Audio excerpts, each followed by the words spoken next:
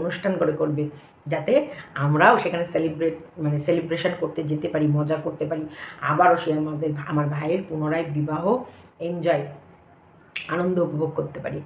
যাই হোক, যেটাই হোক, কিন্তু কৃষাণুর মুখে মামটা কিন্তু খুব ভালো লাগছে।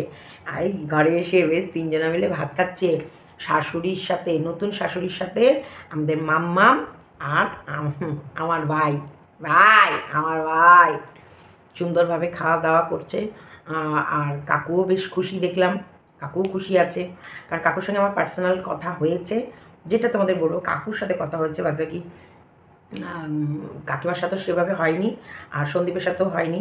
কাকুর সাথে হয়েছে যে কাকু খুশি, এবং বেশ কাকুকেও সেবা যত্ন বা যেটুকুই হোক আনন্দ করছে। বা এটা কি আমার বলা ঠিক হলো? সরি গো।